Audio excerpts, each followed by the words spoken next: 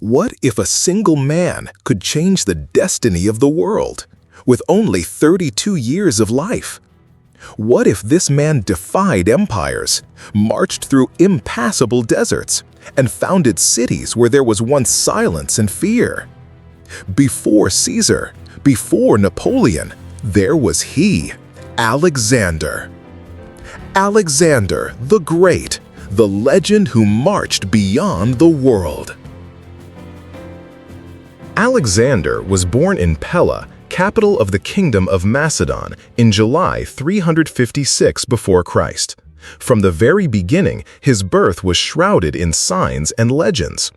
On the same night he came into the world, the Temple of Artemis in Ephesus, one of the 7 wonders of the ancient world, was consumed by fire. For some, it was an omen that a divine force had withdrawn to witness the birth of someone destined for greatness. His father, King Philip II, was then on a military campaign about to conquer the city of Potidæa. On the same day, he received 3 pieces of news: the birth of his son, the victory of his general Parmenion against barbarian tribes, and the triumph of his chariot in the Olympic Games. The soothsayers declared, a child born under so many omens could only be invincible. His mother, Olympias, Princess of Epirus, was a woman of intense personality and devoted to Dionysian mysteries. She believed her son was not just human, but a chosen one of the gods. According to Plutarch, she had dreamed of a lightning bolt striking her womb. Later, she would encourage the belief that Alexander was the son of Zeus. Philip, in turn, was an ambitious and visionary king. He had transformed Macedon from a fragmented kingdom into a military power feared throughout Greece. Upon seeing Alexander's early intelligence and boldness, he declared, "Macedon is too small for you, my son." During childhood, Alexander already showed tireless curiosity and unusual courage. He tamed Bucephalus, a horse considered untamable by all, at just 10 years old. The gesture impressed his father and foreshadowed the spirit of conquest that would guide his life. Not just a prince was born there, a figure was born who would leave an indelible mark on human history. The world, though it did not yet know it, had just received Alexander the Great. Alexander's childhood was spent under the care of hand-picked tutors, but it was at 13 that his education would reach a new level. His father, King Philip II, sought the best possible master for his son. He rejected names like Isocrates and Speusippus and offered the task to none other than Aristotle, the greatest philosopher of his time. To seal the agreement, Philip rebuilt Stagira, Aristotle's hometown, which he himself had destroyed years earlier. He freed its enslaved inhabitants and repopulated the city. It was more than a political gesture. It was the recognition that Greek knowledge would be the foundation of Alexander's future empire. The lessons took place in Mysa, in the Temple of the Nymphs, amidst Macedonian gardens and hills. There, Alexander lived with sons of nobles who would become his generals and confidants, such as Hephaestion, Ptolemy, Cassander, and Lysimachus. Together, they learned philosophy, ethics, medicine, literature, logic, and rhetoric. But Alexander, above all, was fascinated by Homer's Iliad. Aristotle, aware of his student's passion for war and myths, presented him with an annotated edition of the work, which Alexander would carry with him on all his campaigns. For him, Achilles was not just a hero. He was a model to be surpassed. Before Aristotle's philosophical lessons, Alexander had been disciplined by another tutor, Leonidas, an austere educator of Macedonian origin who had nothing to do with the famous king of Sparta. This Leonidas, connected to Queen Olympias, was responsible for teaching the young prince the values of discipline, austerity, and physical endurance.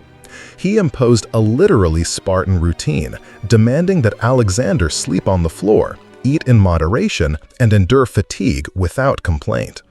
Although rigid, Leonidas was fundamental in shaping the resilient character of the future conqueror. Macedon was forging a prince who was to be both philosopher and warrior. Aristotle's impact was not superficial. Alexander absorbed the Hellenic spirit, but also learned to observe and respect the customs of other peoples. This intellectual foundation would later explain his attempts to unite the Greek and Oriental worlds. Hellenization was not mere cultural expansionism, but a worldview based on fusion, not elimination. Alexander's respect for his master remained for years. Even as an adult, he sent natural specimens from the East for Aristotle to study. This connection between science and power, knowledge and empire, profoundly marked later Hellenistic thought. Aristotle, in turn, saw an exceptional student in Alexander. In his understanding, the young man was not only endowed with rare intelligence, he carried a spark of greatness destined to alter the course of history. Under the philosopher's guidance, Alexander learned more than ideas. He learned to question, to observe, and to aspire to something greater.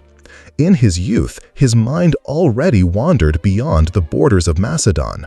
The world, for him, was not a collection of enemy kingdoms. It was a vast stage ready to be conquered, understood, and shaped in his image. At 16, while his father departed for another military campaign, Alexander was appointed regent of Macedon. Still a teenager, he took control of the kingdom with firmness. When Thracian tribes rebelled, he responded with brutal effectiveness, founding the city of Alexandropolis in the midst of the campaign, a foreshadowing of what would become one of his hallmarks, the founding of cities to perpetuate his name and presence. 2 years later, in 338 before Christ, the young prince was already commanding troops in battle. Alongside his father, he participated in the decisive Battle of Chaeronea against a coalition of Greek city-states led by Thebes and Athens. Philip entrusted him with the left wing of the army, a role of enormous responsibility. When the battle reached its critical point, Alexander led a decisive charge against the Theban elite, opening a fatal breach in the enemy lines. The victory was complete. This battle not only sealed Macedonian hegemony over Greece, but also established Alexander as a highly promising young military commander. The troops admired him not only for his bravery, but for the way he led from the front as an equal among soldiers. However, glory on the field did not eliminate internal tensions. In 336 before Christ, Philip II was preparing to lead a pan-Hellenic coalition against the Persian Empire, a mission he had worked on for years.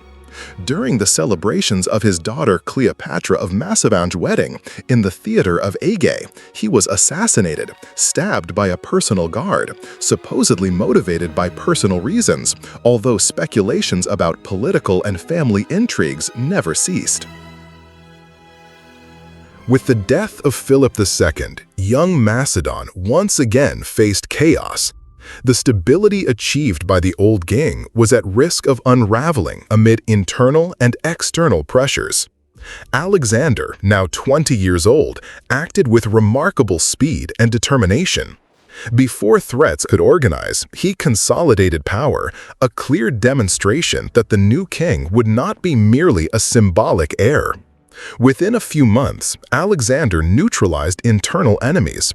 He ordered the execution of potential rivals, including Cleopatra Eurydice, Philip II's wife, and her children, whose pure Macedonian lineage threatened his legitimacy. Queen Olympias, his mother, played an important role at this time. Ambitious and influential, she also helped neutralize potential threats to her son's ascension. Macedon, in this brief interregnum, was a stage for blood and political calculation, inseparable ingredients of power transitions in the ancient world. The palace corridors, once a scene of festivities and diplomatic maneuvers, became silent and lethal. The message was clear. The era of Alexander had begun, and he would not hesitate to act firmly to protect his reign. This was the price of power in the ancient world, and Alexander, though young, deeply understood this logic. With the throne secured, he turned his eyes to Greece. Many city-states, upon learning of Philip's death, believed they could regain their autonomy. Thebes, Athens, Sparta, and other poleis questioned the new king's authority and prepared to resist. Alexander responded with impressive speed. He marched his army to Thessaly, where local leaders submitted. He then advanced south, re-establishing the respect and fear of the city-states. In Thebes, when rumors of rebellion gained strength, he acted with brutality. He besieged the city and, after taking its walls, ordered its almost complete destruction. Thousands were killed or sold into slavery. The lesson was unequivocal. Macedon was united, and Alexander was its undisputed sovereign. After the repression, he convened the League of Corinth, an alliance of Greek cities under his leadership, and was confirmed as hegemon, or supreme commander, of the war against the Persians. His power now was not merely military or dynastic, it was also political and symbolic. The mission Philip had envisioned, the invasion of Persia, now rested on Alexander's shoulders. He was ready. Youth, often associated with impulsiveness, in Alexander was synonymous with vision and boldness. Greece was subdued, the throne secure, history eager. Everything was prepared for the start of a campaign that would change the world. In 334 before Christ, Alexander crossed the Hellespont, now the Dardanelles, with an army of approximately 40,000 men. The crossing was symbolic. There, the young king left Europe and set foot in Asia, following the reverse path of the Persian invasions centuries before.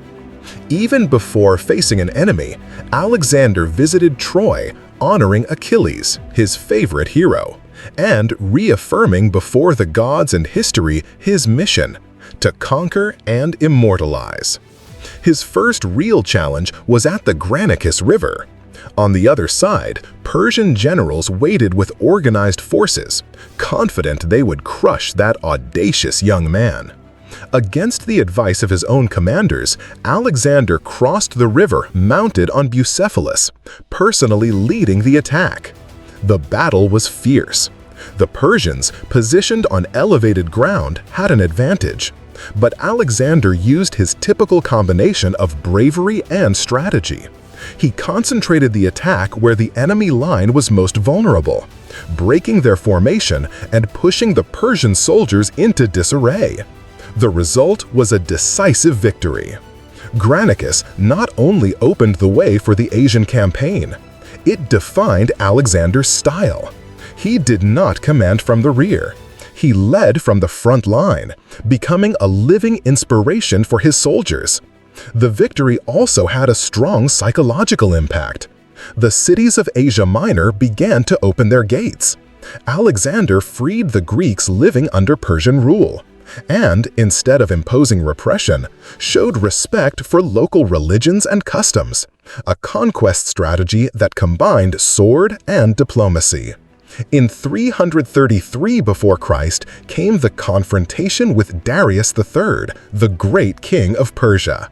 The battlefield would be Issus in Cilicia. Darius had an army vastly superior in number, estimated between 250,000 and 600,000 men, numbers which, though exaggerated by ancient sources, reflect the disproportion between the two sides. But Alexander was not intimidated. Knowing the terrain and the enemy's movements, he led his troops along a narrow route between the sea and the mountains, neutralizing the Persians' numerical advantage. When the combat began, Alexander again led the main attack, breaking the enemy's center and forcing Darius to flee the battlefield, a humiliation for the empire that for centuries had been the terror of Greece. Darius's flight left behind something even more valuable than territory: his family. The Persian king's mother, wife, and daughters were captured. Contrary to expectations, Alexander treated them with respect and dignity. He restored their titles, allowed them to live in comfort, and ensured their safety. This gesture resonated deeply, showing that Alexander was not just a conqueror, he was a monarch who understood the power of image, symbolism, and honor. After Issus, Alexander conquered the entire Phoenician coast, including the fortified cities of Tyre and Gaza, opening the way to Egypt. Each victory was accompanied by innovative tactics, such as the maritime siege of Tyre, where Alexander ordered the construction of an isthmus to the island to take the city by force. Victories accumulated. But Alexander was not just driven by territorial ambition. He believed he had a historical mission: to unite the world under a new order. The gods had granted him a destiny, and he advanced without hesitation towards the heart of Persia. The legend was no longer a promise, it was reality. If this story has captured your attention so far, it's because you value quality content. So take a moment to like the video, subscribe to the channel, and hit the notification bell. That way, you won't miss any episodes of the great narratives that shaped the world.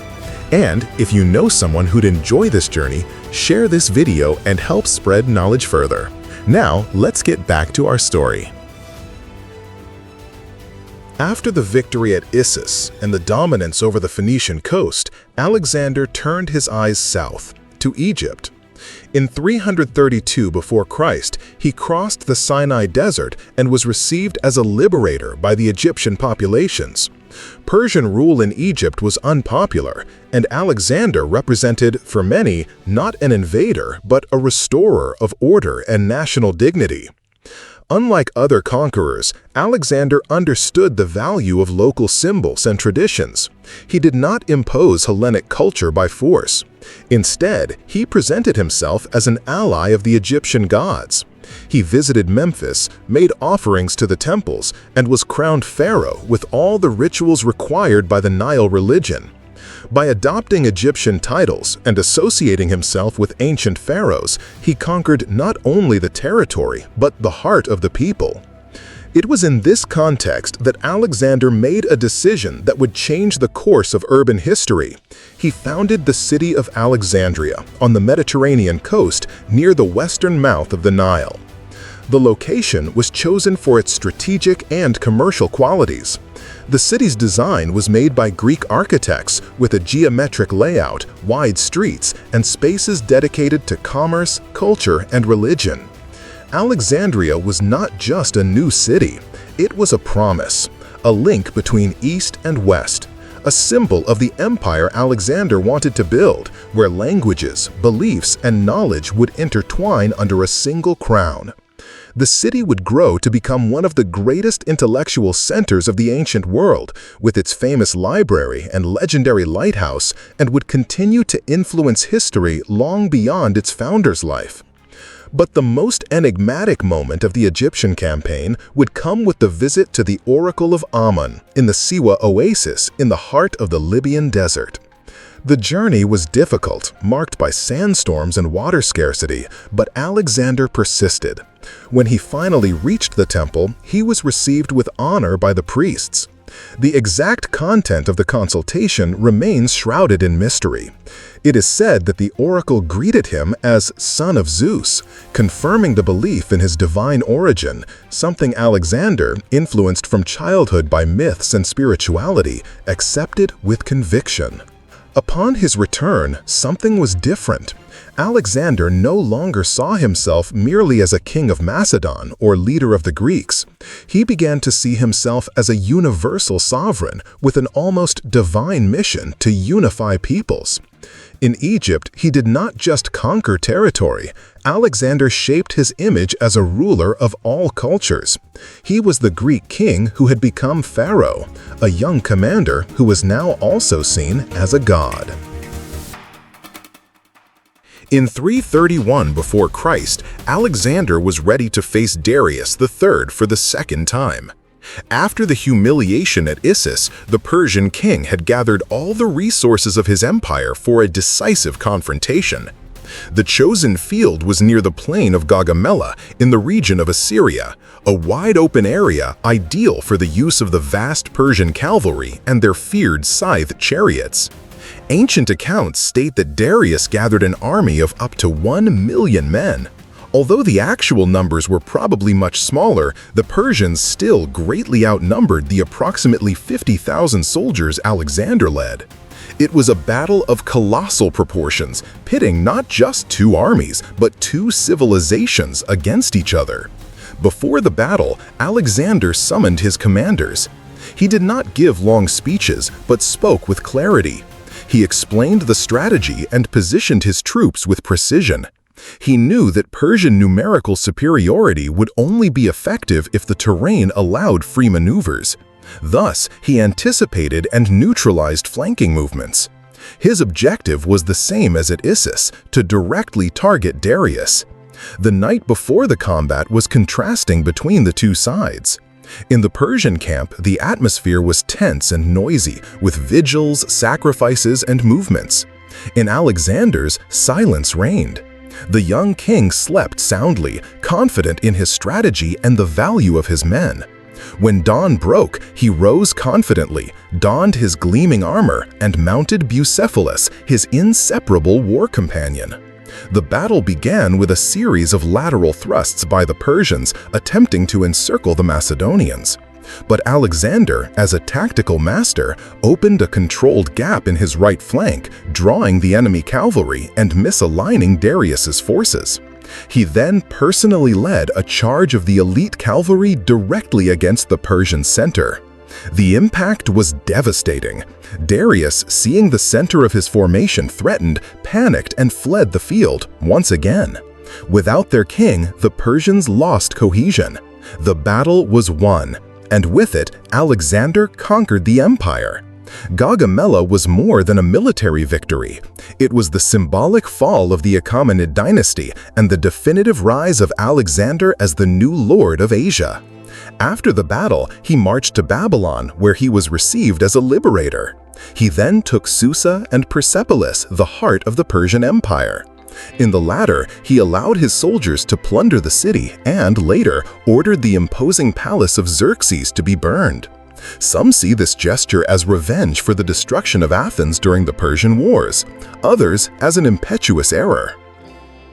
Despite the victory, Alexander still sought Darius.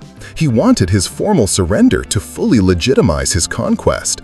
But the Persian king was betrayed by his own men and assassinated while fleeing. When Alexander found his body, he paid him royal honors and punished the traitors. It was a political and moral act. He did not want to be just a conqueror, but the legitimate successor of the Persian kings. With Darius dead, Alexander took control of the largest empire the ancient world had ever known. But his march would not cease. The East still called him. The ends of the world were yet to be explored. For Alexander, the empire was just the beginning. With the collapse of Persian resistance, Alexander could have returned to Macedon as the greatest conqueror in history up to that point. But he was not content with Darius's empire. Driven by an almost mystical ambition, he wished to reach the ends of the known world. His next destination was the East, the lands beyond the Indus, where he believed he would find the limits of the earth and perhaps the source of the Nile or the ocean that surrounded the world. In 327 before Christ, Alexander crossed the Iron Gates of Central Asia and headed for the Indian subcontinent. Before that, he spent 2 years consolidating the provinces of Bactria and Sogdiana, where he faced fierce resistance from local tribes and Persian insurgents. It was during this period that he met Roxana, daughter of a Sogdian nobleman, whom he married. The gesture was more than loving, it was also political. Alexander united with the local elite and tried to build a multicultural empire. Upon entering Indian territory, he encountered a completely new landscape, culture, and enemy. At the Hydaspes River, he met Porus, one of the local kings, who commanded a numerous army with war elephant units. The Battle of the Hydaspes was one of the most difficult of Alexander's career. Rain and muddy terrain hindered movements, and the elephants spread terror among the soldiers. Still, Alexander once again demonstrated his tactical genius. Using diversionary maneuvers and a surprise attack after crossing the river at an unexpected point, he destabilized the enemy and emerged victorious. Admiring Porus's bravery, Alexander did not dethrone him. He kept him as a regional ruler, expanding his territory. For him, it was more valuable to gain allies than to collect ruins. During the same period, Alexander suffered a profound personal loss. Bucephalus, the horse that had accompanied him since childhood, fell after the Battle of the Hydaspes. Some accounts say he died of exhaustion, others of wounds. The fact is that Alexander wept for him, something rare and revealing. In honor of his companion of so many conquests, he founded the city of Bucephala on the banks of the river where they had fought. Bucephalus's death marked more than the end of a bond. It also symbolized the wear and tear of the empire and the beginning of a farewell that Alexander did not yet know he was living. Alexander's impulse was not easily satisfied. Even after so many conquests, he still desired more. His goal now was to advance even deeper into the east, but he found resistance not among enemies, but among his own soldiers. Exhausted after years of campaigns, hungry and far from home, the veterans refused to go on. At Opus, on the Hyphasis River, his generals openly confronted him. Alexander tried to inspire them with fiery speeches, appealing to glory and destiny. But this time, he failed. Surrounded by his silent men, he understood the truth. Even the most loyal have limits. Against his will, but with wisdom, he agreed to return. He ordered altars built in honor of the gods and declared that this was the furthest point he had reached. By turning his back on the east, Alexander abandoned the ends of the world, not out of fear, but out of respect for those who had followed him so far. His journey would now take another course, the return. But even that, under Alexander's command, would never be simple. Alexander's return began from the south, crossing the Gedrosian Desert, one of the harshest and most controversial decisions of his career. Instead of following known and safe routes, he chose to cross an arid and inhospitable region, now part of Balochistan. The crossing was an extreme test of endurance. Soldiers succumbed to thirst, hunger, and exhaustion. Horses and camels fell under the scorching sun. Thousands died. Some historians suggest that Alexander chose this route as a way to surpass the exploits of Cyrus the Great. Others claim it was a veiled punishment for the troops' refusal to advance beyond the Hydaspes. Whatever the motivation, the desert crossing marked the darkest moment of the Asian journey. Upon emerging from the desert and reaching Persia again, Alexander reorganized the empire. He implemented administrative reforms, founded new cities, and promoted marriages between his soldiers and Persian women, including himself, by marrying Statira, daughter of Darius III, and Parasatis, daughter of Artaxerxes III, two Persian princesses from the defeated royal dynasties, in a symbolic ceremony that sealed the fusion between Macedon and Persia. The collective ceremony in Susa symbolized the fusion between East and West. But Alexander's vision was not shared by all. Among the Macedonians, tension grew. Many felt displaced amidst the Persian nobility now integrated into power. The adoption of Oriental customs, such as the wearing of Persian attire, and the demand for proskynesis, the gesture of prostration before the king, caused discomfort. Alexander, who had once led as one of their equals, now saw himself as a divine monarch. The distance between him and his men increased. Episodes of paranoia became more frequent. At wine-fueled banquets, arguments led to tragic deaths, such as that of Cletus the Black, an old friend and Alexander's savior at Chaeronea, assassinated by the king himself in a fit of rage. The remorse was deep, but there was no turning back. The price of glory was paid in blood. In June 323 before Christ, Alexander was in Babylon, then the capital of his empire, making plans for new campaigns, including the conquest of Arabia. The city was buzzing with projects, with fleets being assembled, maps redrawn, and alliances formed. But something would abruptly interrupt all of this. During a banquet with his officers, Alexander began to feel severe pain and fever. In the following days, his condition worsened. Unable to speak and debilitated, he was taken to his bed. The palace physicians, perplexed, could not diagnose him. The illness progressed rapidly, fueling rumors of poisoning, conspiracies, and divine intervention. The atmosphere in Babylon became tense. Generals, servants, nobles, and soldiers waited outside the royal chamber, in silence. When they learned the king no longer spoke, despair took hold. According to Plutarch, the officers were allowed to file silently past the bed to see him one last time. Alexander, with effort, is said to have lifted his eyes and recognized some of them. Versions of his death vary. Some accounts say he fell ill after excessive drinking. Others suggest typhoid fever, malaria, or even lupus. There are also those who support the hypothesis of slow poisoning. No theory, however, is conclusive. What is known is that after 12 days of agony, Alexander died at 32 years old without naming a clear successor. His last words are said to have been, according to the most cited sources, "To the strongest," spoken in response to the question of who should succeed him on the throne. The choice of these words, if indeed they were spoken, was as powerful as it was enigmatic. It did not point to an heir, but rather plunged the generals into a brutal dispute. This ambiguity ushered the world into an era of uncertainty. Alexander's death was not just the end of a man.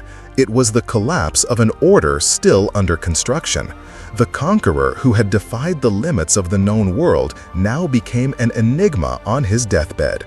His deeds became legend, his end a mystery. Alexander's death in 323 before Christ left an unprecedented void. With no adult legitimate heirs and an empire stretching from Greece to the Indus River, the succession became a battlefield. His generals, the Diadochi, divided the territories among themselves, initiating decades of civil wars. Alexander's body was embalmed and placed in a golden sarcophagus. Initially destined for Macedon, it was diverted to Egypt by Ptolemy, who buried it in Alexandria. There, the tomb became a place of pilgrimage until it disappeared in subsequent centuries, shrouded in legends. Despite the political fragmentation, Alexander's true legacy flourished. The cultural fusion he promoted gave rise to Hellenistic civilization, a period of intense exchange of ideas between the Greek West and the Persian, Egyptian, and Indian East. The Greek language became the language of diplomacy, science, and art in vast regions. Cities founded by Alexander, such as Alexandria in Egypt, but also others in present-day Syria, Afghanistan, and Pakistan, became centers of commerce, knowledge, and cultural coexistence. The Hellenistic world would see the emergence of mathematicians like Euclid, astronomers like Hipparchus, doctors like Herophilus, all a product of this intellectual melting pot initiated by a warrior king. Alexander's image also crossed religious and geographical boundaries. He was seen as a hero, demigod, prophet, or even a messianic figure. He was revered in both the West and the East. In Persia, in Islamic legends, he came to be identified with Du-al-Taynayan, the two-horned one mentioned in the Quran. Even today, military strategists study his campaigns. Philosophers and historians debate his decisions. And kings and emperors, from Caesar to Napoleon, saw in him a mirror and a goal. Alexander died young, but lived like few others. And by transforming the world in his own image, he secured what few conquerors truly achieve: immortality. He conquered the world, but he did not conquer time. He governed peoples, founded cities, defied the gods. But in the end, He was mortal like all of us. Alexander left not just an empire, he left a model, a name, an echo, an echo. More than 2,000 years have passed, and we still whisper his name, not as a king, but as a legend. Alexander the Great, the man who marched beyond the impossible. If you enjoyed this journey through history, show your support, like, subscribe, and turn on notifications. This helps the channel grow and ensures you get the next epic videos directly in your feed. And of course, share with your friends who are also history buffs. See you next time!